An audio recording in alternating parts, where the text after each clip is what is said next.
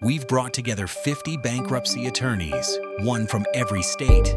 Can I keep my car? What about my house? Can I rebuild my credit? How do I ace my 341 meeting? Whether you're drowning in debt or just treading water, our panel is here to handle the questions that keep you up at night. Real answers from lawyers who do this every day.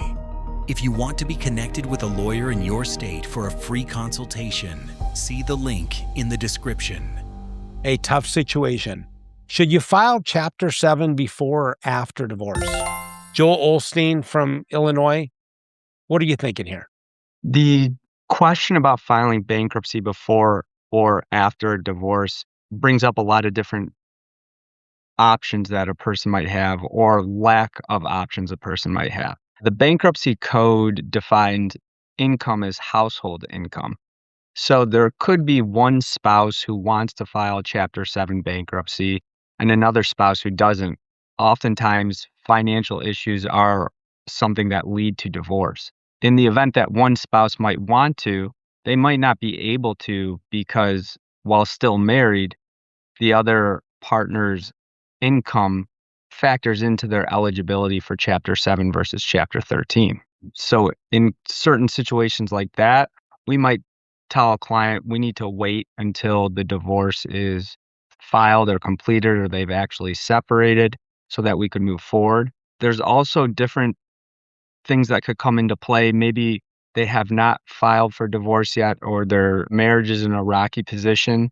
And there could be some exemptions that they would be eligible for as a married couple that they would not be eligible for when they're divorced. And due to the changes of what could be exempt in a Chapter 7 while married versus what might not be exempt if they were to be divorced, it might be better to file before divorce, or potentially a bankruptcy could resolve some financial constraints that could lead to a successful marriage and a reconciliation.